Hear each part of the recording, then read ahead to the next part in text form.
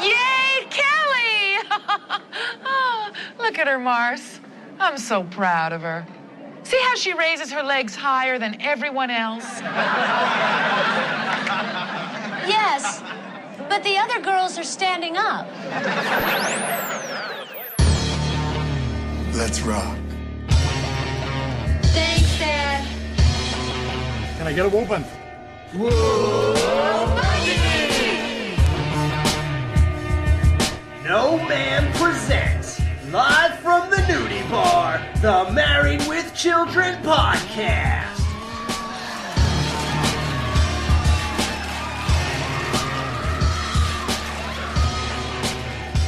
And here are your hosts, Jerry, Justin, and Al.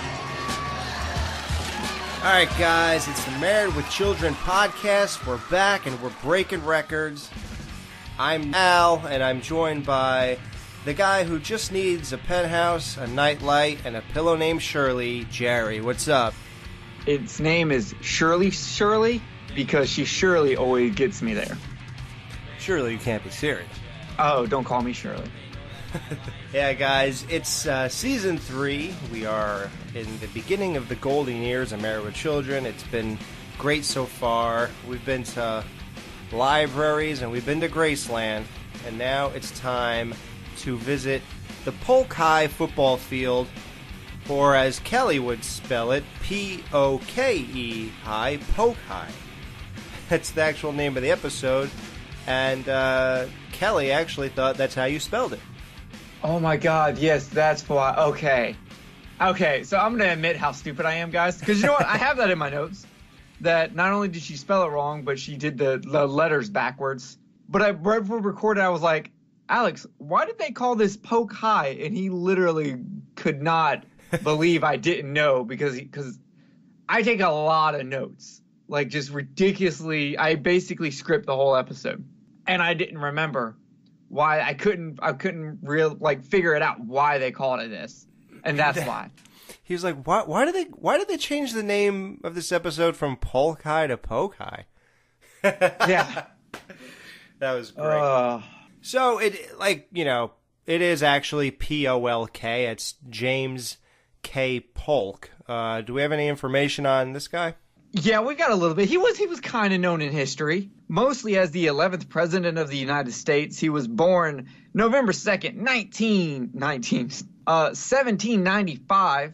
1795, and he died June 15th, 1849. Can you believe we're like talking about the 11th president of the United States? No. And he served as the 13th Speaker of the House of Representatives and the governor of Tennessee, which is where I'm at. I live in Tennessee. He was born here in Nashville, Tennessee, which is funny because the previous episode we were where in Tennessee? Graceland. Yeah. And about the only other thing, he was a protege of Andrew Jackson. Oh, they're going to say Andrew Dice Clay. Andrew Dice Clay Jackson. And he was part of the Democratic Party. Wow. Nice. Yeah, I wonder why they used him as the whole high school name. I know a lot of high schools are named after presidents, so it's interesting. Yeah, especially in Chicago. Why was he... Like, in Chicago, like, I could understand Tennessee, I could understand Texas, because if I remember correctly, he did something in history with Texas, because he was president, like, at the very end of the conclusion of the Mexican-American War. Well, there you have it. So that's James K. Polk, guys. This episode starts off, season 3 is when they really, everybody sort of has a really fleshed out, like there's no more sort of mistakes, like you won't see Peg vacuuming or anything like that by accident, really. I mean, somebody did point out, Jonathan Orr, I think, he said that we forgot to mention how crazy it was when Al was showing Steve in Fatherload what Peg does when there's money around, and then he picked, like, there was a vacuum readily available in front of the couch, and then Al just picks it up and says, Peg money, Peg, or whatever, and he hits the vacuum and she sucks it right up. He was saying how crazy that is. Why would there be a vacuum out? Because it's still there from, like, the first episode when she vacuumed up cigarette smoke and candy wrappers off the couch. She just never put it away. It's still in the same place, right next to the couch. That could be the answer. So, speaking of smoke, Al, he's eaten smoked eggs before. Now, he's going to taste smoked hamburgers, and Peg does the most outrageous thing I've seen in my life. She cooks hamburgers in a toaster. Okay, I'm deeply disturbed by this. Like, I could see if they were nowadays you can go to the grocery store and buy pre-cooked patties that you just heat up in a microwave. Mm-hmm. I could understand putting those in a toaster, but those patties still drip a lot of grease. Right. This would be a huge fire hazard. It's the most ridiculous thing ever, and it's great, though. It's an amazing joke. And it turns out she cooked 6 burgers before that. That was the weirdest thing about it all. She made Al 2 burgers. He puts it down because he doesn't even want to eat it. He hands it to Buck, who refuses to eat it. And why would Peg make 8 hamburgers for Al in one sitting, and she doesn't even notice that they all disappear within 6 seconds? Yeah, that's true. Like, I could understand if they were on the table, like, for the kids, but she made, 8 burgers in all? Yeah, and why wouldn't he eat them if he's starving? Like, if you were a starving shoe salesman, would you be opposed to this? Like, didn't he just eat, 16-year-old popcorn like it was nothing? Right. And Tang Wipe. If you're eating Tang Wipe, why are you passing up a burger? I mean, besides the strange way to make it, I don't see why. Maybe he's really worried about getting sick from it because the meat's being cooked in a toaster. He's even more sick because he had sex 3 nights ago. Okay. Does this count as a sex point? I was going to ask that, but I think we established one time that it doesn't because remember how there was something. Oh, Buck. Al was going to keep on having sex with Peg. Yeah, to keep Buck every weekend from not going to the vet until she forgets. Right. But is there a slight difference here? Because that's future projecting. This is him establishing that they just had sex recently in the episode. So does she get a point for circumstantial evidence? I mean, that's what I'm saying. I mean, he does give an admission of guilt. Right. It may be more fun. Okay, I'm gonna give it to him, but with an asterisk. Okay. And then, yeah, if he loses by that one, then we'll say he really won. Or tied. Yeah. Peggy gets a point, but circumstances. Yep. Mark that down. She asked him to take out the garbage. He'd rather do that chore because it's more gratifying. I can't believe it. I failed. Which class was it this time? Oh, Daddy, I'm not talking about school. Why would I care about that? Mom, I flirted with a boy and he paid no attention to me. Oh, honey. Well, you can't give up. You've got to keep on trying. Well, there's nowhere left to go once you've stood in the boys' shower wearing a sign that says soap. Hey, I played for keeps.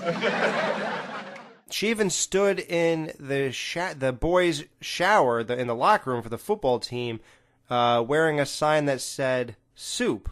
That would be soap. S-O-P-E. That's right. S-O-P-E. Okay. So, yeah, could you imagine you're a football player in high school?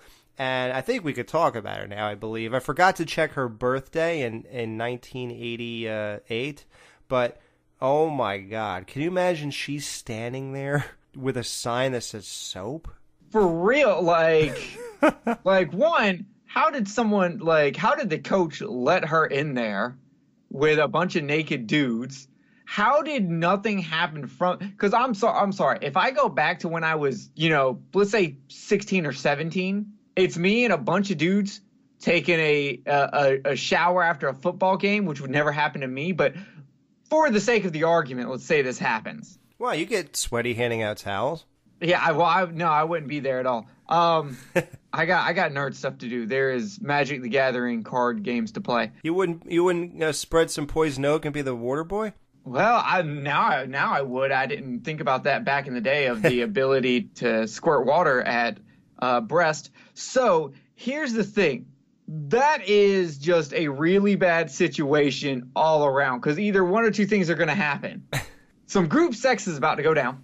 And later on, all these guys are going to write to the Penthouse forums about this crazy experience that they had that no one will ever believe. Or two, every guy in there is standing facing the wall because they don't want her to see their junk. I think it's worse than... I mean, this would be... Like, you know in the movie It, how that girl had a bad reputation, and that seemed to be her whole identity? Like, yeah. Kelly's life would seemingly be ruined if she really did something like this. Like, and it's funny, because in this episode, I think this is the beginning of it all. You know how Bud always makes comments to her, like, you know, something about notches in her bedpost and the sound of how many footsteps to the window? Yeah.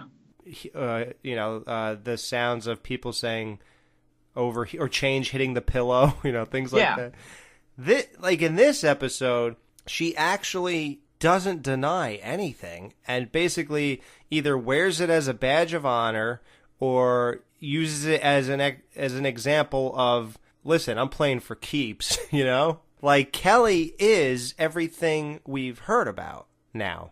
Bud was not joking about season 1 and 2. You know what? You're right. She doesn't deny or defend or anything. She just completely she just accepts it. Right. In front of her parents. Like I think he said the soap thing or something in front of them and she said something like that. Like, yeah, well, I have to do what I got to do, in front of them.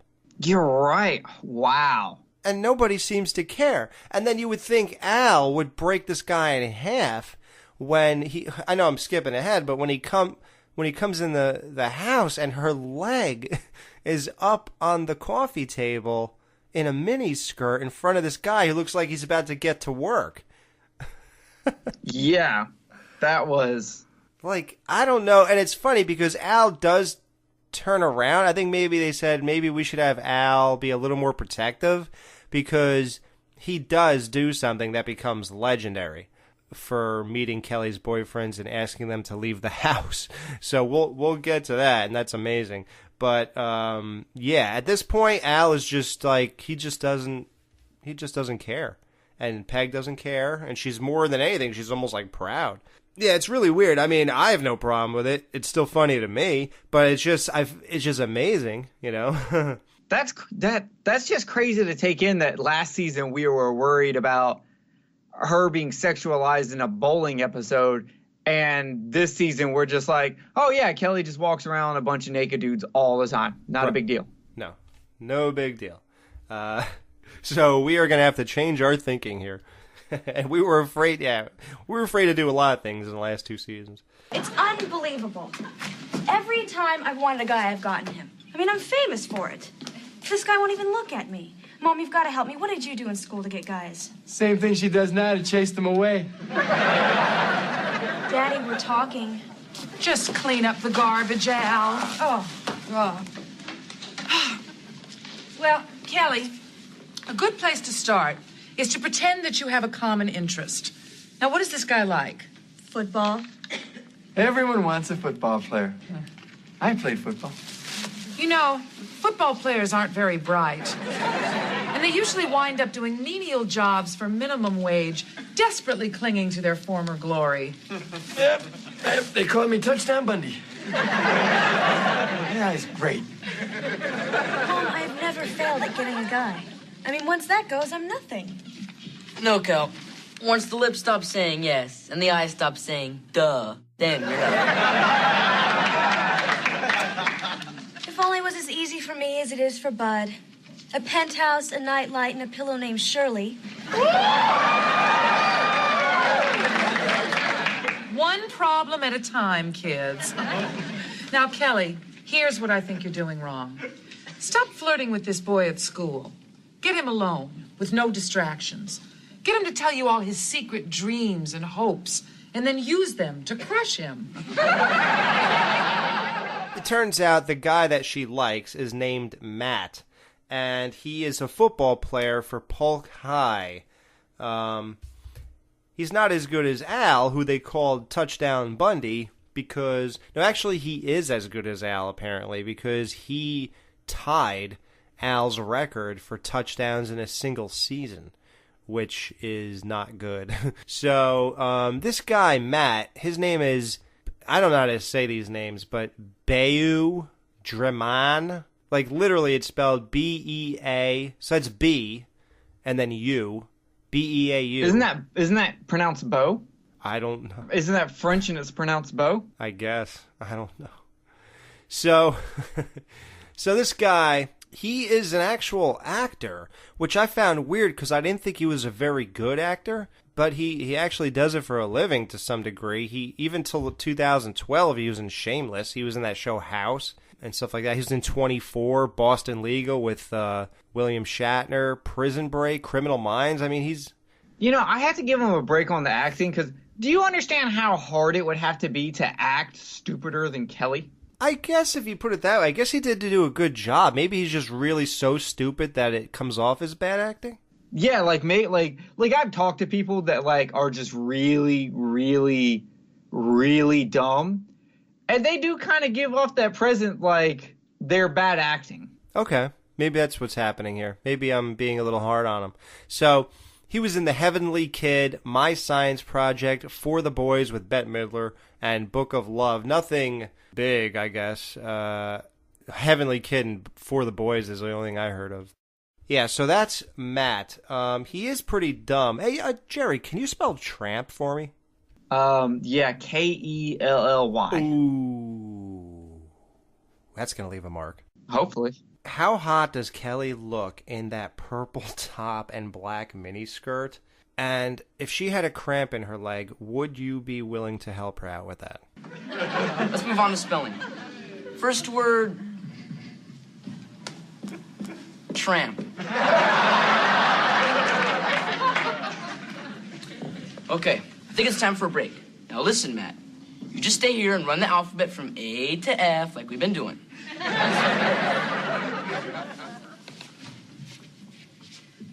I'm Kelly.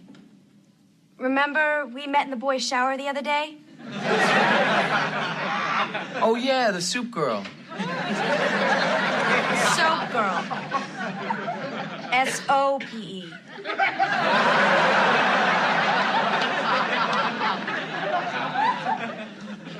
You're a football player. I have a football question for you. I get cramps in my leg right here. Do you think you could get that out? Well, it may take some time, but I'll do what I can. I would be convincing her that a tongue massage is the only way to get that kind of cramp out. All I'm saying. I think we should really look her age up. So, yeah. Well, I'm just going to say, I'm thinking like a feminist. It's how Marcy was thinking about the football players. So I'm just trying to find my inner feminist here and find my inner Marcy. Okay. Wow. You went from your inner Steve to your inner Marcy. That's at least something. That's at least a step down. It's moving lateral or down. I can't tell. So, yeah, so the soup girl is just unbelievable in this episode. This is definitely the hottest she's been thus far. So, thank God it's season 3 and we could say these things. So, you're the football player, huh? You know, I used to play football. You remember the Panthers of '66? Yeah, they were the last championship team at our school. Daddy. There, Kelly. You know who the fullback was on that team? Take a guess. Red Grange. Well, close. Me. You're Red Grange? Pleased to meet you, sir. I'm pleased to meet you, too, but you can call me by my nickname, Al Bundy. Daddy. So what position do you play, son? Fullback? Yeah. Well, we went both ways in our day. Well, now a lot of the guys on the team go both ways. Not me, though. I like girls. Hem. Kelly, you want to take something for that? Anyhow, yeah, we were really great back then. Yep, only team in Polk history to go undefeated. Now, that's something that'll never happen again. We're undefeated, too. How many games you got left? 1. This Saturday. You really ought to come see your record go down the drain, Mr. Grange. I can get you good seats. Did I tell you that I hold the school record for touchdowns in a season? That's amazing. I'm one touchdown away from breaking that record, too. It's a young man's world, you know? So now this kid Matt, as Al's talking to him, we find out that Al is a fullback. That's what he played in high school football. And for those of you who don't know, Me? Ed O'Neill was actually a real football player. So I don't remember how we found out that he liked Hondo in real life or Westerns in real life, and then they implemented that for his character. They could have done that with football too, because he tried out for the Pittsburgh Steelers, and he was cut from the team. And what Ed O'Neill eventually said was he's glad. Obviously, he's like a multi. I mean, I forgot how many millions he has. If you look up Ed O'Neill net worth, you'll see. But so that obviously worked out a lot better for him than it would have if he played football. And the other thing was the reason is because he didn't really like jocks all that much. He said that hanging around those guys was not really all that great. He's glad he became an actor. Okay, so what is a fullback? What's their job? According to Wikipedia, a fullback is a position in the offensive backfield in American and Canadian football and is one of the two running back positions along with the halfback. Running back, because running backs are like the receivers, right? They run down the field to catch the ball when it's thrown. No, you hand it off to them, but they do short slant catches. Like they'll run 5 yards, I guess. Okay, so a fullback is in that category. He has the possible to hand the ball off to him to make it downfield. Yeah, so that's what Al Bundy was, and it turns out Matt is the same thing. Now, Al, they used to go both ways when he was playing high school football. I can't believe this joke was made. Like, one, I have a hard time believing that jocks football players are bisexual in the 80s, and they're that open about it. And B, I just can't believe they made this joke on national TV that football players are basically playing a little hide the salami in the locker rooms. Maybe that's why none of the boys cared that Kelly was in there. Oh, yeah. That's why everybody ignored her. Yeah, they don't want Kelly. They want Matt. Yeah, I guess going both ways is playing offense and defense. Yeah, but which is what... Like being the catcher and the pitcher? Yeah, it's what Al meant, but like Matt clearly replied, oh yeah, a lot of people do that, but I'm into girls. Yeah, you couldn't tell by his lack of interest in Kelly. Exactly. He really didn't get interest in Kelly until she spread her legs in front of him. It had to be that obvious. Right. So either he's really, really dense, or he's just actually not interested in Kelly until it's literally an easy meal in front of him. Well, Kelly's actually a really great cheerleader. She put her legs higher than all the other girls. Yeah, but she was laying down. Oh, well, so like I said, Al and Matt are talking about football, and it turns out Al was the only undefeated team that won the championship for Polk High.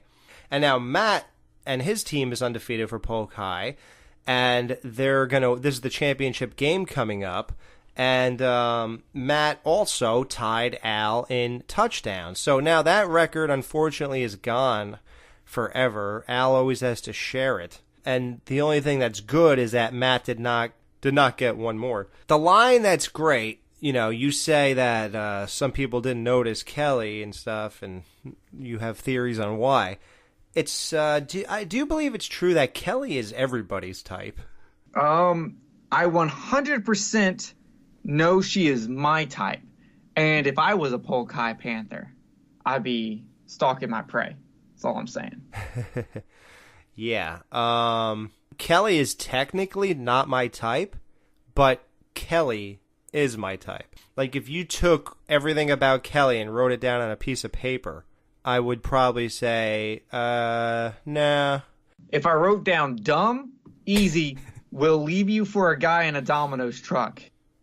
Blonde hair, mini skirt. I was just getting the important stuff. Oh, well, that's pretty important to me. Mini skirt, at least. Okay, maybe I'd say fine, she is. By the way, they are the Polk High Panthers. It's just that most of their stuff just says Polk High. Give it up, Kelly. You're just not his type. I am everybody's type. Why can't I get this one guy?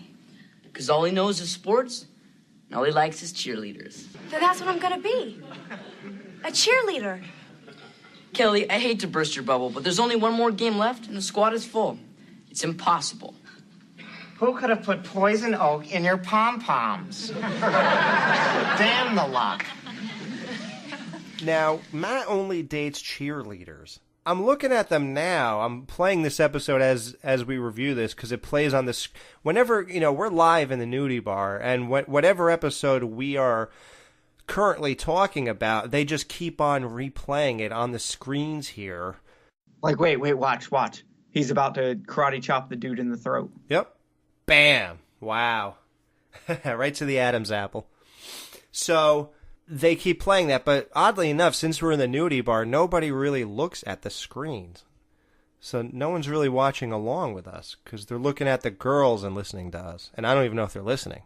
There's got to be some guy who just got done, getting a lap dance, and then out of nowhere is like, wait, is that the Married with Children theme song?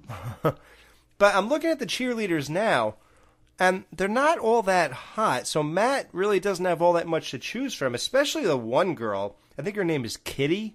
You're right. They did not have, they had the giddiness and the happiness of cheerleaders, but they didn't have the, preppy blonde hair look that Kelly looks more like a generic cheerleader than they do. Right. And she's the opposite. Yeah, she straight up just calls them a loser. Right. Yeah. Do you want to go to my house and play records? So, when do the football players come over and talk to us? Nobody talks to us. Might as well be lepers. Can't wait till this game is over. So you want to come to my house tonight and play some records? No. You're a geek. So that girl, I think it's her. She's a real actress too. The one who wants to play records. She was in Candyman, Son-in-Law, Freeway, Dream a Little Dream with Corey Feldman. She was in Son-in-Law? Did she play an important part in Son-in-Law? I think she played a sheep. I don't know if that's exactly the right thing. What's her name? I think Kitty. No, what's the actress's name? Riapavia. Rhea Pavia. I swear, these names make me look dumber than anything I've ever heard before because I just cannot say a single name of anybody on this show. Oh, Tiffany Amber Thiessen. Wait, that's not who I'm looking for. So, Matt only dates cheerleaders, so Kelly has to become one. So she puts poison oak on some girl's pom-poms, and so now she can't hold her own pom-poms anymore. I guess she has Bud do it, and while he's at it, he gets the water boy to have poison oak. So he becomes a water boy because, like you said, he realizes you can squirt water on a sweater on a girl's chest and get a cheap thrill. So Kelly becomes the cheerleader to get Matt. I'm Kelly Bundy, and the dream of my life is to become a polk dot.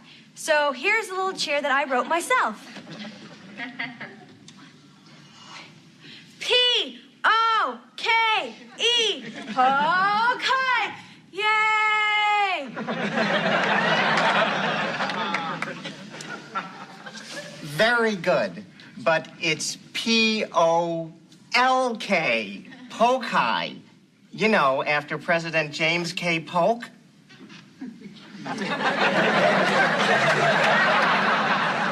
What do you think, Miss Mount? I like her. I like her a lot.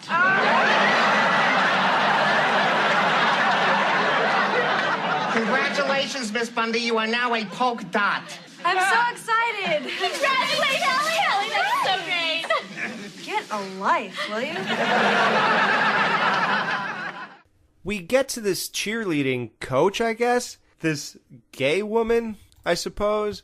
I know that she is in real life. She is? Yeah, her and her partner, they're both very well known in the voice acting community. Oh yeah, Miss Mount. Yeah, Miss Mount, the actress and her partner, they actually had a voice acting school. Yeah, isn't that weird? Because she sounds like a guy. Now, she's a voice actress. She can do many voices. Oh, duh. I was going to say, is there a lot of call for girls who sound like guys to be voices for things? Do you realize, like, how many voice actresses do the voice of men? Usually the younger men, the boys. Well, the most famous one. Yeah, Bart Simpson, done by a girl. If you watch, like Dragon Ball Z, like Gohan as a kid, done by a female. Hell, in Japan, Goku as an adult is done by a female. Well, yeah, Nancy Cartwright is the most famous person on the planet. Who? Nancy Cartwright. She's a woman who does the voice of Bart Simpson. So I knew a woman did the voice of Bart Simpson. I had no idea who it was. Yeah. Well, I guess famous without people knowing her by name. Yeah, she's the most, heard woman who does a male voice probably ever in any kind of entertainment. So, yeah. Now, Kelly's a cheerleader, and she does the cheer for P-O-K-E. Oh, my God. She did the letters backwards. She did the K and the E backwards. Wow. Now, Jerry, you're not going to forget about the traditional year-end slumber party, are you? Oh no, I will be there. I'm the photographer to make sure everyone remembers this night. Al, they all go to the game, which I thought was really cool. It's Al, Peg, Marcy, and Steve, and I even love the way they sit down on the bleachers because the girls sit together and the guys sat together.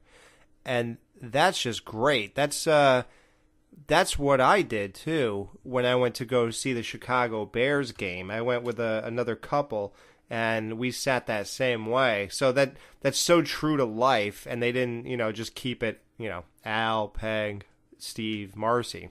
I actually thought it was kind of weird that Steve and Marcy were not the ones, like, sitting together and then, oh, yeah, Peg on the other side, Al on the other side.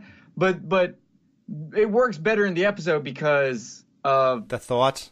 The thought. Marcy's very deep in her thoughts, and Peggy needs to complain about Al. Right. And I don't want to talk about Steve in this episode. Yeah, I wouldn't either when he pulled that hat out. Yeah, I don't know what you're talking about. Hey, I got something to make you feel better. Look at this. Now watch this out. Yay, team! Am I a fan or what? I feel so alone. Boy, you are slipping, buddy. Nope. It was mistakes were made. People were ashamed, and I would really like to just move on. And you got a busload of cheerleaders to the right, and this guy's worrying about how many miles to the gallon he's getting. Like, oh my God. So disappointing, Steve. So disappointing to me. Al says that Polk is going against the rich white neighborhood. Now, that comes into play further than maybe meets the eye or ear if you're just watching casually. Because what is the name of the other team? The Aryans? Yeah, the Aryans. And if you watch Sons of Anarchy, you'll have a better idea of what that is. But I think I would hope most people know what Aryans are. I know, but still, just fill people in because not everybody is as worldly as we are. Aryans are what the Nazis called basically their perfect genetic white people race. So a lot of like you hear the common white power, like people who say white power are the only people that call white people Aryans. Like I don't call white people Aryans, I call them white people because it doesn't matter. So Aryans is the white racist, like the white like supremacist of what they call themselves to make themselves sound way better. But they picked the name Aryans, which does not sound better. Yeah, Aryan does not sound that good. So that's strange how they picked that name. Now, with the names of those guys, though, like even the names on the backs of the jerseys and the names that the announcer was announcing for that team, they were all officers of like Nazi Germany. Yeah, they were all high-ranking officers. Like, okay, over the announcement, he either said Hitler or Himmler. Maybe he was like Nostradamus. He said Histler. No, well, because Hitler, like, everyone knows who Hitler is, but Himmler was, like, literally Hitler's, like, right-hand man. Yeah. Well, it's interchangeable. It means the same thing. Now, let's talk about what name Al Bundy gets. You know, they don't really call him Touchdown Bundy in this episode because he's retired from high school football. They do call him Red Grange. Yeah, Harold Edward Red Grange. He was born June 13th, 1903, died January 28th, 1991, so he did get to see this. He was nicknamed the Galloping Ghost.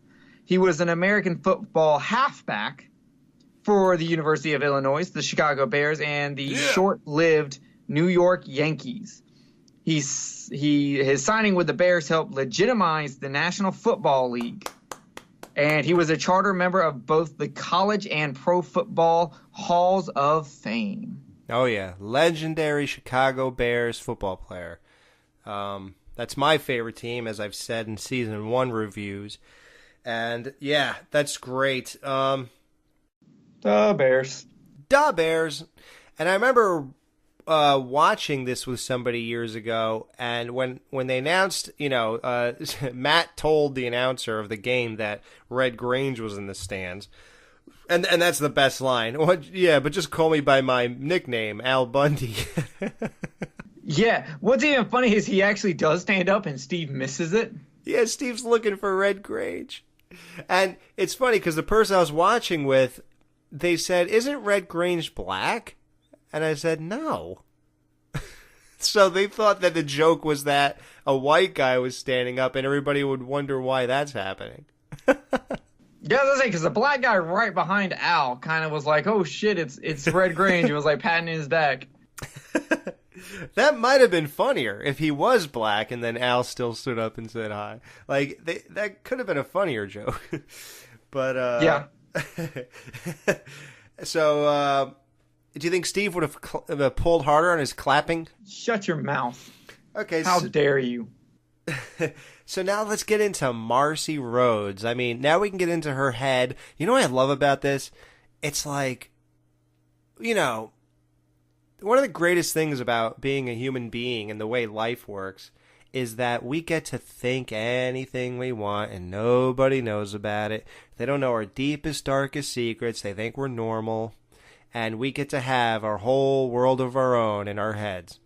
Now, that would be great unless you're Marcy and somehow we're hearing it. You gotta give Marcy a lot of credit. I thought she'd be gloating, but she genuinely feels bad for me. Look at those young boys. Those tight little buns squeezed into those tight little uniforms. Spike me, baby. Spike me. Now, we established, I believe, that Marcy is 28 to 30 years old. I forgot what I said back then. And now she's looking at, I guess, 18-year-old boys and saying, "Spike me, baby. Spike me." You know what's funny is that she has like the same look on her face as she does when she's talking about putting fish hooks in people. And that's what really disturbed me, creeped me out, because I didn't really care that she was talking about 17-year-old boys. Right. Well, no, she's 31, by the way. Okay, even then, I don't really care. Dude, we're talking about Kelly. Yeah, exactly. But just the fact that she had that same look on her face. Well, you know why? It's because supposedly there's a very fine line between pleasure and pain. That's what they say. I've heard it a couple places, like, I don't know, there's something in our minds that has that same kind of connection with both facets of life, I guess. So it would make sense. That's not the face I have when I'm thinking about Kelly, is what I'm trying to get at. And you're right. I guess this is another link to Hellraiser. Yeah, I think did Clive Barker write these episodes? You know what? I looked. He didn't. I was surprised. No, actually, the truth is that Ralph. Here we go. Farquhar wrote this episode. Farquaad. Dude, I'm telling you, it's not me. It's the names. Farquhar. What would you say? I know I'm here on display looking like an idiot every time I have to read this stuff. But what would you guys say? How was it spelled again? Farquhar.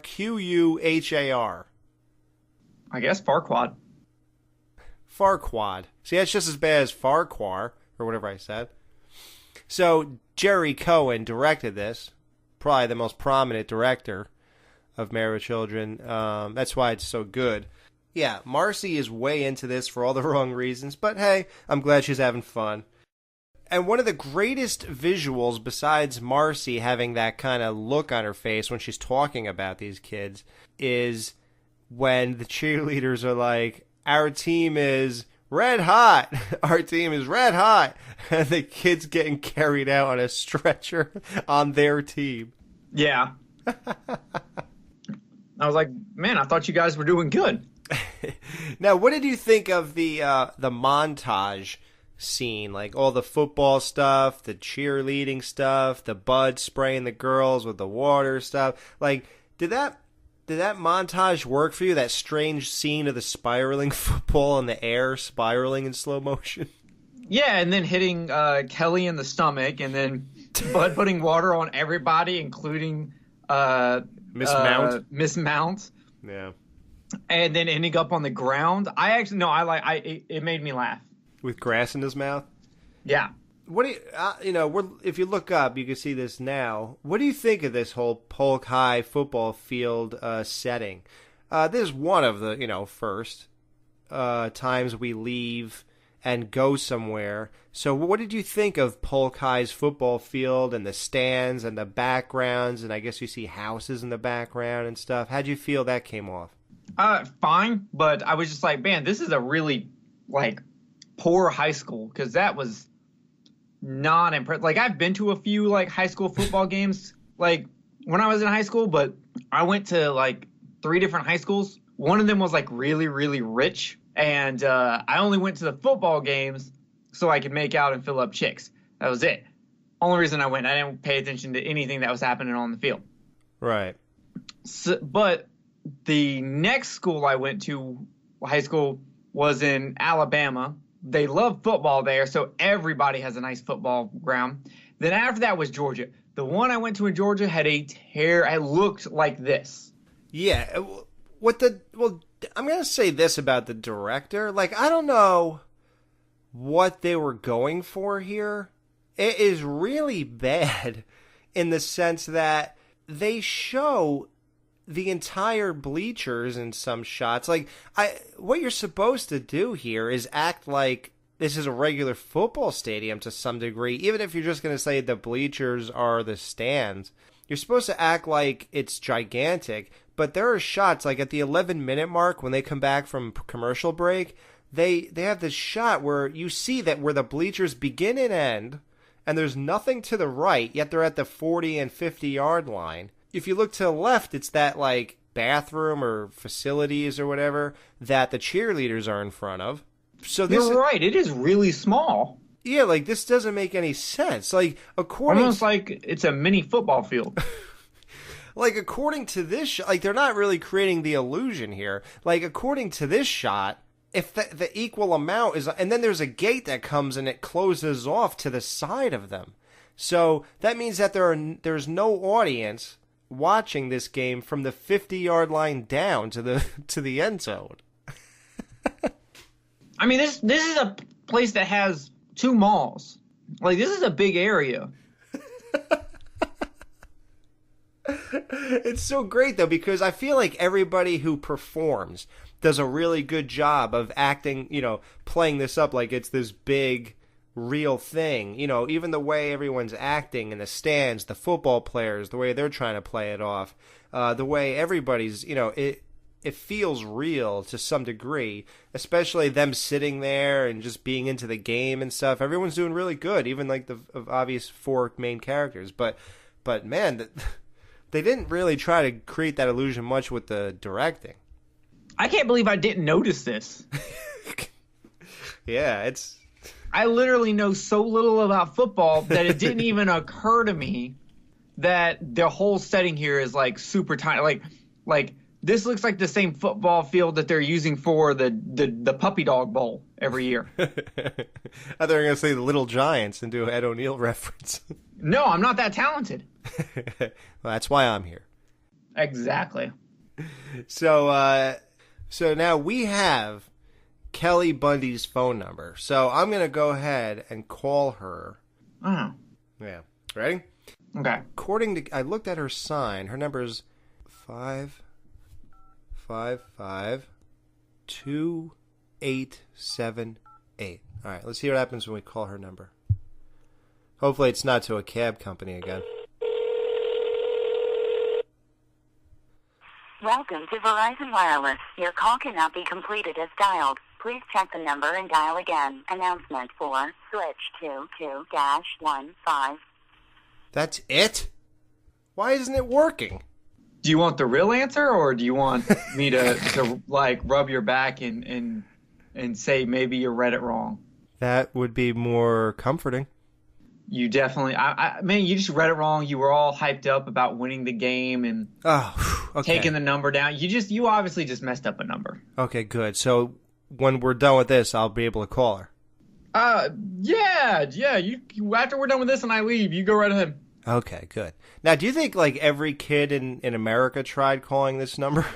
Yes, because when I was growing up, I didn't know that every phone number you see on TV has the 555. Oh my God, our recording is 555 right now. Oh, I just changed to 56.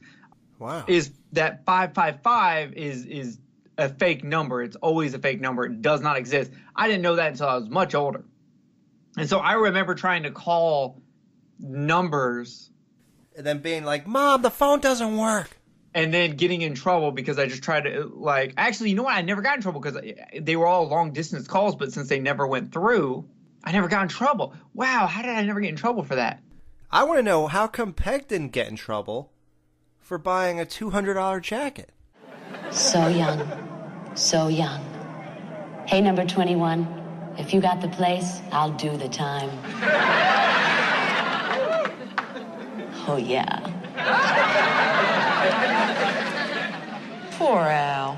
He's having such a miserable day. Gee, hope he doesn't realize this jacket cost $200. My record is going to hell. No one will remember me. And my wife is wearing a $200 jacket. Because Al is so worried about himself that even though he knows she has a $200 jacket, he just can't care right now. Does he know? Yeah, he says it in his dream. What are you, a mind reader? Yeah. Marcy is thinking about boys again. Peg's thinking about the $200. Al starts off with, even though she has a $200, I'm losing my record. And then, that's it. Well, what do you mean? There's one more person. No, there's not. I could have sworn, but okay. There may have been someone talking about gas mileage, but I just don't remember. I think if I get into fourth gear a little sooner, I can really increase my miles per gallon. Oh man, I'll tell Marcy on the way home. It'll really turn her on. So now at this point, Polk High is winning. It's Polk with the ball. They're up 21-14 with 20 seconds to go. There's the snap. The ball pops loose. It lands in the hands of an Aryan. He's lumbering into the end zone. Touchdown! Yes! It's now Polk 21, Chester A. Arthur 20. And they're going for the win with a 2-point conversion. A field goal would tie the game. So they really just want to, put this game away, win the championship, not risk going into overtime. And they go for a 2-point conversion. Now, this could be seen by a lot of people as incredibly stupid. If you're in the championship game and you score a touchdown that a field goal will tie it and you have less than a minute to go or whatever, you do not go for a 2-point conversion. What's a 2-point conversion? Instead of kicking the field goal, they could do a regular play at that same distance and just get back in as if it was a touchdown, like run into the end zone with the ball, but it's only worth 2 points. So it's like a mini touchdown. Yeah. Please let me have this one. I haven't asked you for much. You haven't given me much. Come on, Arians! Rommel fakes back to pass. He spots Himmler open in the end zone. He's got it. The Aryans take the lead, 22-21, with 10 seconds to go in the game. But they do it, and it works out for them. So now they're ahead, and now Al pulls out a cigar. He's the only guy cheering in the stands because now the Aryans are going to win, and his record will not be broken. And so far, Matt has not scored a touchdown.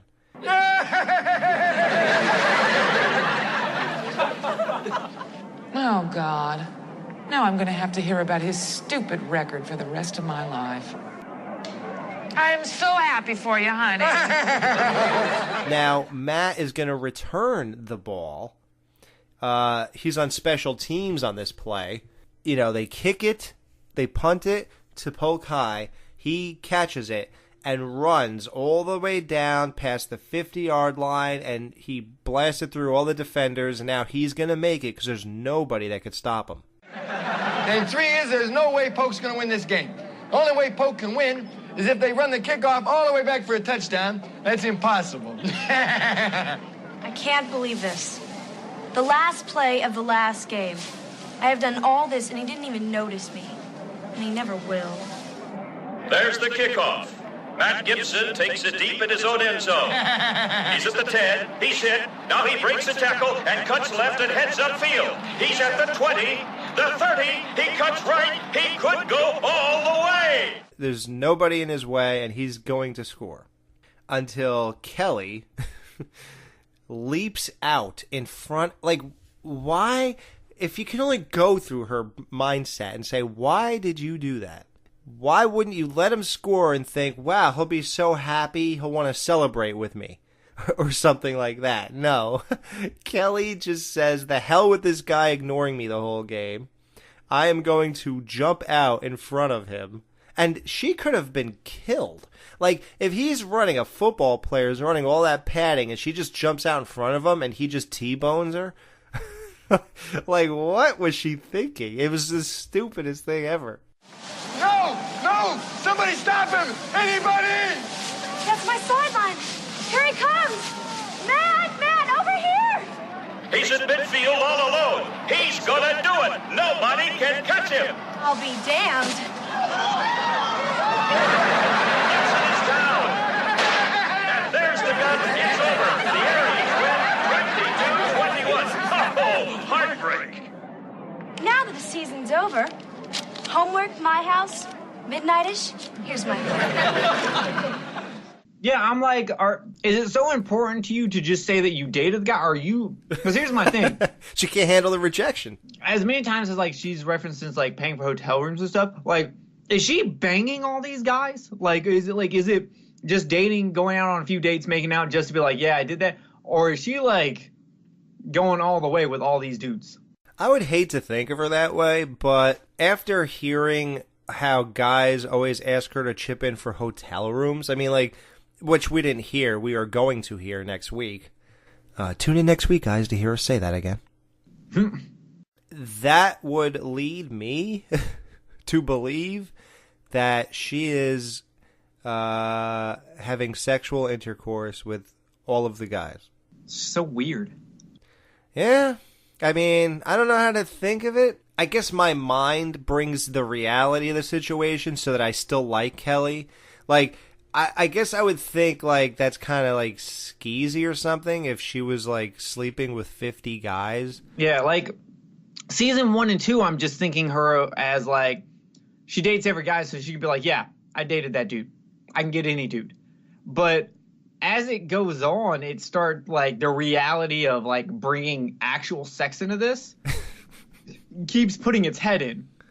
Right. And then you picture her doing that, and it's like, oh my God. Yeah, it's like I mean, that's cool for if you're the one guy doing it with her. But if you say, hey, that's Kelly, she's been with every guy in the 11th grade, then it becomes like, oh, really? Kelly wanted the D so bad she ruined a football game. Right. The way I go back to loving her with this innocence, that's when my mind pulls out of the show and says it's just a show and she's not really doing this. You know what I mean? Like that's the way I cope with it. So then I like her again. And then I like the idea that she likes guys again because I feel like I could have been one of them. Because you could throw me in the batch with the rest. Now, there are girls, notably Annabelle, from Married with Children Unofficial on Facebook, who she doesn't even see anything in Matt. She doesn't see why Kelly is into him because Kelly doesn't date guys like that. So this is actually a strange thing for Kelly to even care about. Maybe it's just because he isn't showing any interest. That's the only reason she's going after him. But why did she have any to begin with? How do you date Dweeb and Cobra and then all of a sudden you're with Jock Boy? Yeah, but she was also with dude that's going to get tattoos of your name on his arm. He didn't look anything like Dweeb or sound anything like Cobra, nor does he sound like a Jock. I think much like Kelly is everyone's type, I don't necessarily think Kelly has a type as long as she finds you attractive, whether you're a jock, you're a punker, or you're just a normal dude. Well, then we have even a better chance. Oh, yeah. Good. Okay. I burn a cigarette on my lip just to make sure she thinks I'm dangerous. Cigar. No, I didn't want it to be that big. It would hurt too much. So Kelly dives in front of Matt.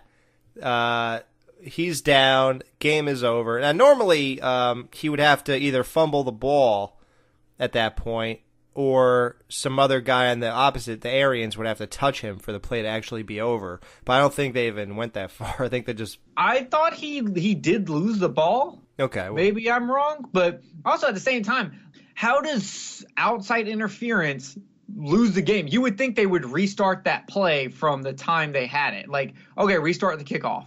I don't know what the rules are for that. Like, I wonder... Like, when fans run out into the field, if that ruined a game, do they get a do-over? I don't think they could, because what if a team made a mistake of some kind and they had paid people to just run out into the field and stuff to get do-overs? That would be like an epidemic going on. And people would do it who are like, have nothing in life, like maybe a homeless guy or whatever would do it, and they'd pay him... They'll offer him $500 and they say, I'll give you another 1,000. To be fair, not everyone in the NFL is Tom Brady and cheats, okay? Yeah, it is just him. Are you proud of me for making that joke? Yes. I'm so glad you even know what that means. I know about Deflategate. Now, Kelly doing that, there's a bunch of ways to see that. If he fumbled the ball, actually, his teammate could pick it up and keep running and score. Or the other team could pick it up and run the other way, but they would just pick it up and they would just stay on top of it, just so the game's over, though. So, there's a bunch of ways this could have ended. Well, I know you're upset, but maybe next time you'll know better than to bet on a high school football game. That was Reverend Felcher. Church is another place the Bundys are not allowed. Now, do you know what a Felcher is? I'll say this as cleanly as I can say it. It's a person who finishes sexually in their partner's buttocks, and then they drink the leavings with an apparatus such as like a straw or a rubber hose.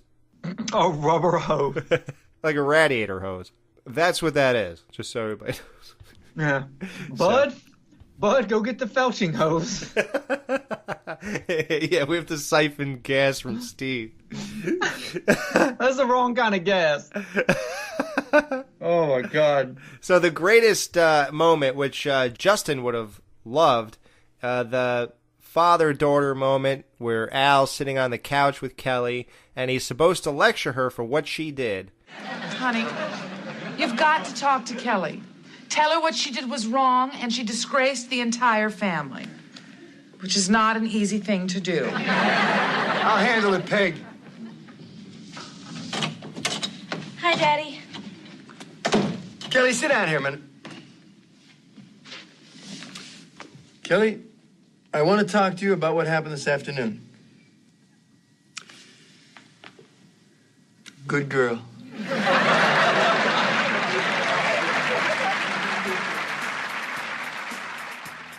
No Ma'am will be right back to wrap up this week's review. Be sure to join their Facebook group page for all the podcast news and updates. Just type in www.facebook.com/groups/marriedwithchildrenpodcast. Be sure to subscribe to them on iTunes and please leave a review telling them what you think of the show. To subscribe to their YouTube channel, just go to channels and search up Married with Children Podcast. You can email them at marriedwchildrenpodcast@gmail.com. Thanks for checking out this review. Now the guys are going to give their final thoughts and ratings of this week's episode. Yes, we have Twitter. Join us on Twitter. Al Bundy is famous for his campfire burgers, and now his wife is becoming just as famous for her toaster burgers. So, and we found out she does not mind making a good amount. So, how many toaster burgers are we going to ask Peg to make us out of 5 for Polk High? Justin, roll that tape, Habib. This call will be recorded and monitored. I have a collect call from Justin, an inmate at a detention facility. Please press 4. All right, guys, we have episode number 3 of season number 3, Polk High, and I gotta say, this is a very good episode. I enjoyed this episode thoroughly for a number of reasons. We have 2 storylines going on here. Al trying to hold on to his glory days as a football superstar, high school football superstar, and you have Kelly chasing a boy, joining cheerleading. Very funny stuff. I actually laughed out loud multiple times in this episode, especially when Al chops the kid in the neck and says, I call this a chop to the Adam's apple. That was very funny to me. There's great jokes throughout the entire episode. Like this episode is chock full of jokes all the way up to the very end. I like seeing that we kind of move out of the Bundy house again. We've done it before. We obviously go to the shoe store all the time. We've been to the bowling alley, a few other places, but to go to the high school football field was pretty cool. It's an obvious set, and it looks like it, but that's sitcom, man. I dig that stuff because I just like to see how they come up with a football field, stands, and a cheerleading area in like a small space, and they do a good job of kind of showing all that stuff in this small space. Such a good episode, really. There were, honestly, like some surprising moments, like Marcy fantasizing about 17-year-old boys playing football sort of sexually. Like that kind of surprised me a little bit. Bud with his water bottle, water boy, wet t-shirt, cheerleader thing. Just a great episode. A lot of sexuality and things like that with Kelly. Honestly, guys, I really love this episode. To rebound from last week's 2.5, I'm coming in at a 3. And I'm just kidding. I'm coming in at a 5 out of 5. A lot of good editing techniques that I didn't even mention. I wish I would have got to talk to the boys on this episode because this episode was a lot of fun. So see you guys next week. All right, well, I'm glad you liked it a lot more this week than last week. Poor Elvis. Hey, anytime you put football involved with the Married with Children, I think it's getting a pretty high score from Justin. And Jerry, I predict the opposite from you, so how many toaster burgers are you giving Polk High out of 5? I'm going to go 3.5. Okay. I like the episode, but I don't get into football, so I was not as interested in the football thing. Seeing Kelly try really, really hard and failing like a Bundy was pretty satisfying. But I just don't care about the football part, so there were parts where I just was starting to like lose interest, and then I would come back, and then there's like a whole point taken off for Steve. Yeah, I know what you mean. So that he could do it for you this episode. As a Steve fan, I just want to apologize on behalf of Steve for his moment, his small moment, where he had a lapse of judgment, and he did some things that he would normally not do. The woman part of his brain thought, much like wearing a Christmas sweater that has garland on it, it was okay to wear a clapping novelty hat when you were older than 12 to a football game. So I apologize on behalf of Steve. This is a moment of this is a moment of darkness, but we will prevail, and he will see his punishment next episode. Okay. It's funny you say that. You took a whole point off for that, because I'm putting it back on for me, man. This is a 4.5 toaster burgers out of 5. I love football, and I love the Chicago Bears, and I love Married with Children, and I love Kelly. So to me, this is like, oh my God, this is great.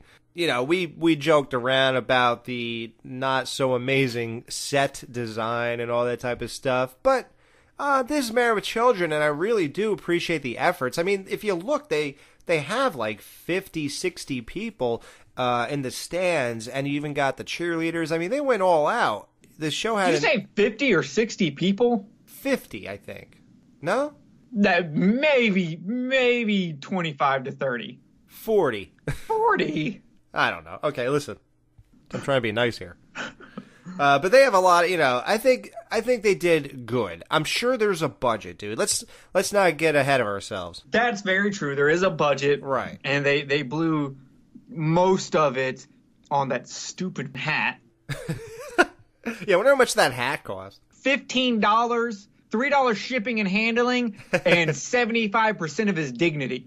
They had to give him a raise just to wear. David was like, I'm not wearing that hat. And they were like, we'll give you hazard pay.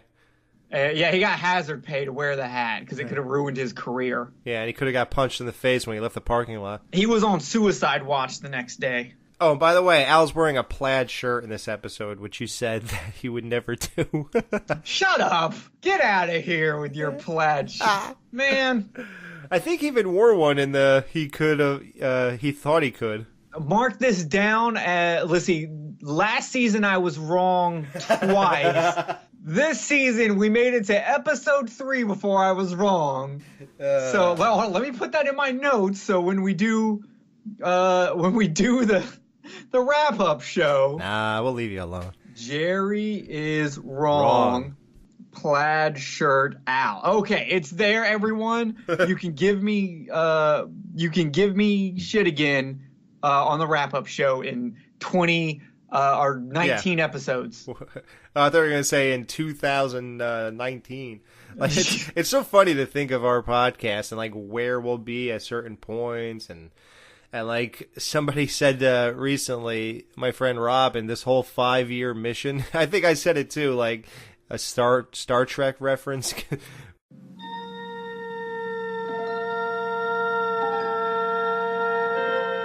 Space, a final frontier.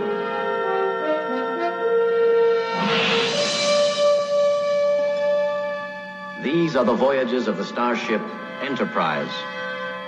Its 5-year mission: to explore strange new worlds, to seek out new life and new civilizations, to boldly go where no man has gone before. This show is a 5-year mission, and it could go a little longer, guys.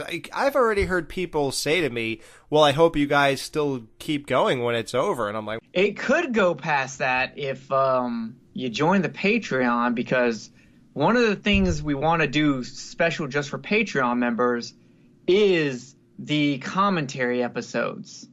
It'll be fun. But we are going to pepper like specials on our show throughout. Example, like the Marcy Rhodes interview we did. You know, we're going to have little things like that. We're talking about doing a Hondo review. We're talking about we are going to do a special once this show hit that controversy thing. Controversy? With Terry Ricola, or whatever her name is. So, Ricola. So we're definitely gonna... We're idiots. We're definitely gonna get into that whole thing when the time is perfectly appropriate, and I mean perfect. We're going to have perfect timing.